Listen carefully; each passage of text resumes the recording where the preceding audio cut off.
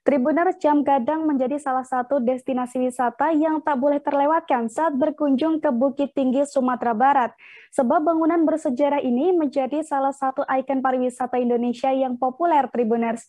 Namun sayangnya, hanya orang tertentu saja yang bisa menikmati bagian isi perut jam kuno ini.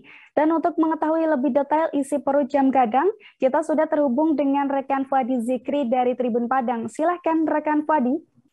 Terima kasih rekan Ariska, selamat sore Tribuners semua. Dapat kita sampaikan bahwasanya Jam Gadang merupakan salah satu ikon pariwisata Kota Bukit Tinggi dan bahkan juga menjadi ikon pariwisata Sumatera Barat. Jam Gadang ini berlokasi tepat di tengah-tengah Kota Bukit Tinggi, menjadi titik nol Kota Bukit Tinggi dan sentralnya kota wisata tersebut. Nah, untuk memasuki Jam Gadang ini, Tribuners, kita mulanya menaiki sebuah tangga untuk sampai ke atasnya. Tangga ini melingkar yang hingga ke atas kian makin mengecil karena bentuk Jam Gadang ini memang seperti kubus yang berdiri yang mengerucut ke bagian atasnya. Jam Gadang ini sendiri sejarahnya Tribuners itu dibangun sekitar tahun 1926. Proses pembangunan itu sendiri berjalan selama 1 tahun hingga 1927. Nah, pembangunannya ini diinisiasi oleh Sekretaris Fordekok kala itu, yang kini Kota Bukit Tinggi bernama Rolof Miker. Nah, beliau merupakan warga berkebangsaan Belanda yang ketika itu menjabat sebagai sekretaris di Fordekok.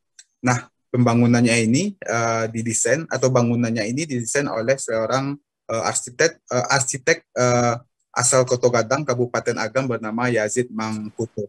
Untuk mesinnya sendiri, Tribuners, itu adalah hadiah dari Ratu Belanda kala itu bernama Wilhelmina yang senang dengan keberhasilannya merebut Fordekok dan sekitarannya Sumatera Barat kala itu, sehingga Wilhelmina menghadiahkan sebuah mesin jam gadang yang didatangkan langsung dari Jerman.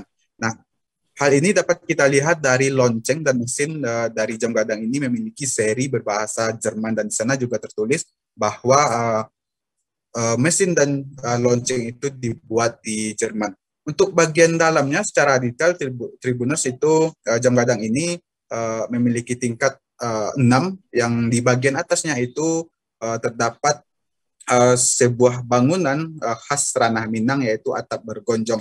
Secara keseluruhan, jam gadang ini dibuat dengan menggunakan kapur putih dan tanpa menggunakan tiang penyangga berdasarkan sejarah penuturan yang ada.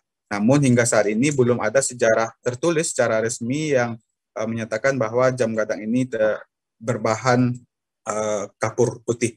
Nah, di bagian yang paling menarik bangunan jam gadang ini, Tribuners, adalah di lantai 5, di sana tersimpan sebuah mesin di dalam box kayu, lemari kayu yang cukup besar. Di sana terdapat rangkaian-rangkaian roda gigi yang menggerakkan jarum-jarum besar yang berada di setiap sisi jam gadang ini. Nah, Tribuners, selain jam gadang ini, di sekitaran jam gadang ini menjadi salah satu tempat menyantai yang asik bagi warga Kota Bukit Tinggi karena memiliki pelataran yang sangat luas. Selain memiliki pelataran yang luas, juga memiliki tempat duduk yang banyak memang disediakan oleh pemerintah Kota Bukit Tinggi. Di sekitaran jam gadang ini juga terdapat berbagai macam pasar kuliner yang membuat pengunjung tidak bosan-bosannya berkunjung ke jam gadang ini. Dan di sekitaran jam gadang ini juga terdapat banyak toko oleh-oleh, sehingga bagi pengunjung yang hendak balik ke rumah masing-masing, ke kampung halamannya masing-masing, dapat membawa oleh-oleh khas dari Bukit Tinggi. Demikian rekan Ariska dapat disampaikan dari Kota Bukit Tinggi. Kembali ke studio. Baik, terima kasih rekan Fuadi Zikri dari Tribun Padang. Dan Tribuners, ada pula wawancara dengan Henry, Kadis Pariwisata, Pemuda dan Olahraga Kota Bukit Tinggi. Berikut liputannya untuk Anda. Boleh diceritakan, Pak, bagaimana sejarah dari salah satu objek wisata vital kita, Jam Gadang di Kota Bukit Tinggi, Pak? Ya, baiklah, memang Jam Gadang sebagai ikon Kota Bukit Tinggi ya, dan sudah cukup masuk ya. Kalau kita lihat dari pendiriannya, memang Jam Gadang itu didirikan pada direncanakan pada 1926 ya oleh Belanda, dan pembangunannya sampai 1907. Ini atas inisiatif sekretaris kota pada waktu itu, yaitu Hendrik Olof Kurtmaker ya. Dan memang dirancang oleh arsitekturnya adalah Yazid Haji Mangkuto dari Kota Padang. Sementara pelaksana pembangunan adalah Haji Muaran dengan mandonya Sultan Giame. Jadi dalam selama pembangunannya memang terjadi 3 kali perubahan bentuk bagian atas ya. Ketika zaman Belanda itu bangunannya seperti apa? Kayak pagoda itu ya. Ketika zaman Jepang diubah puncaknya pakai jantan jam jago.